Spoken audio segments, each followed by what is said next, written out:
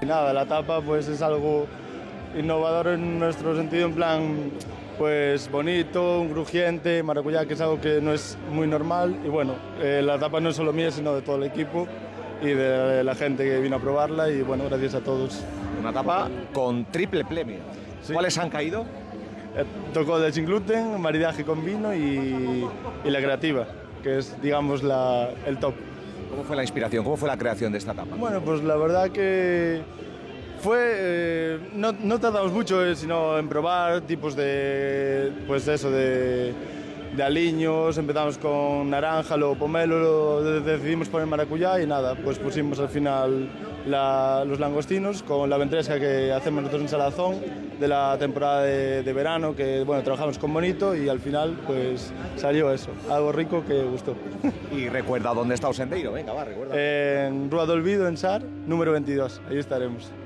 Llevamos el premio a la tapa dulce y la verdad que muy contentos porque bueno, hemos vendido muchas, nos dimos mucho a conocer y mucho trabajo sobre todo, pero bueno, en conjunto todo muy bien, muy bien. ¿Cómo surgió la inspiración de la tapa de este año?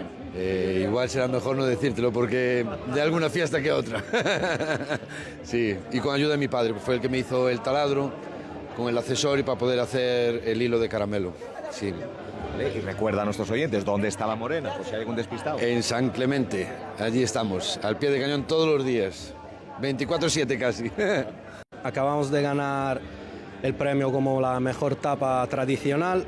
Era un 1000 hojas de bacalao con un pan típico de Cerdeña, de donde es originaria mi madre, una cebolla roja caramelizada y huevas de pescado ralladas encima. La experiencia fue inolvidable, la verdad. Hemos participado por primera vez y la verdad es que estamos muy contentos de haber ganado el premio. Enhorabuena a todos los participantes. Y Vale. ¿Cuánto tiempo lleváis? ¿Dónde estáis ubicados? Estamos en la Plaza de Galicia, muy cerca de la Plaza de Galicia, justo en Rua dos Pitelos, en la esquinita con Hórreo, y llevamos 2 años y medio abiertos ya. Aquí en Santiago mucho más, yo casi 10 años. Y la verdad es que el negocio es un negocio familiar. De hecho, mi hermano y mi padre hoy no están aquí, pero también el premio va para ellos. La idea fue de todos y la verdad es que contentísimos. Si veño porque a jefa que era que tiña que estar aquí non podía, Ana Portals. E nada, presentou a súa tapa en Mercedes, un crujiente de sardiña afumada, no local Mercedes, en Mazarelos, que nada, nova aposta dela, que xa ten o seu restaurante tamén nesa zona. E nada, ben, todos moi contentos e nada, esperando a salir para chamala e contarlle. Bueno, pois a verdade é que falando de sabores, igual que os sabores das tapas foron maravillosos, quedamos con moi bo sabor de boca desta edición. Indo polos locais, todos os locais che dicían que a verdade é que fora un éxito de público, as tapas cunha calidade que incluso din que subiu un pasiño máis, que volvemos a unha calidade estupenda que, como se recordaba ao principio, e de público moi ben, como dicía, pois houve un 35% máis de asistencia que o ano pasado, confírmase que o cambio a febreiro foi unha boa decisión, éxito de público, éxito de tapas, así que o sabor de boca inmellorable. Gastronomía que vai unida ao turismo a gastronomía, isto é así.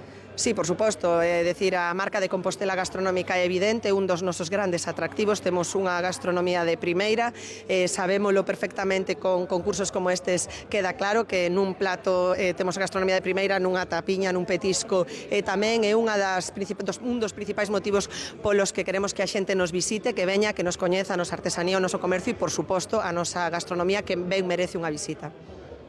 Alcaldesa, gastronomía e turismo que casan moi ben, un maridaxe casi perfecto.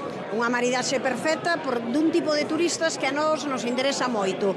Unha xente que queira vir a coñecernos de verdade, a gozar dunha boa cea, dun bo xantar do noso produto e, sobre todo, tamén que vai a lugares e a sitios onde tamén están frecuentados por xente de aquí. É unha maneira, xustamente, de intercambiar veciñanza e persoas turistas. E Santiago Etapas sirve para iso, para que a persoa visitante percorra sitios emblemáticos, sitios donde se come ben, e tamén que as persoas que viven aquí digan, pois imos a ir no mes de febreiro, chova, trones, sexa o que sexa, pero imos a probar as tapas, non? Así que é unha maridaxe perfecta. Temos unha hostelería que é orgullo de Compostela e tamén da alcaldesa, como así parabenizou-vos a todo o mundo da hostelería, non? Pois a verdade que sí, eu creo que é un orgullo, temos unha hostelería magnífica, unha restauración magnífica, excelentes cociñeiros, excelente xente que se dedica a todo este sector.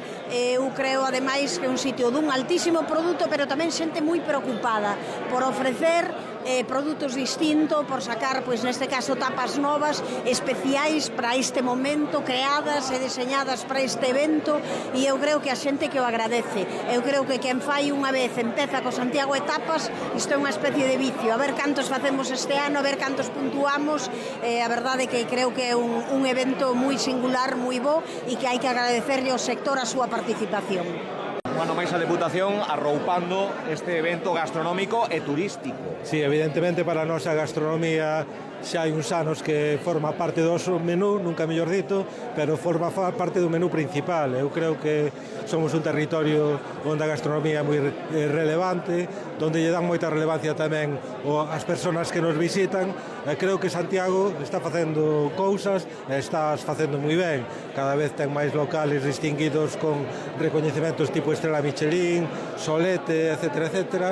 Creo que temos un plantel de restauradores e restauradoras xoven, pero que está creando unha nova cociña sin perder a identidade do territorio e do produto que traballa, e todo eso danos un montón de potencialidades de cara a encontrar seguramente un produto turístico de moito nivel, con un target de turista que busca unha experiencia completa, donde a gastronomía é algo máis, non? Pero tamén a gastronomía tamén fala de cultura, de tradición, de historia, de lingua, fala moitas cousas. Por lo tanto, eu creo que nunha cidade ademais como esta, que ten que diversificar, que ten que desestacionalizar, que ten que xestionar enormes fluxos de persoas que se achegan a ela, pois a gastronomía é unha peza fundamental.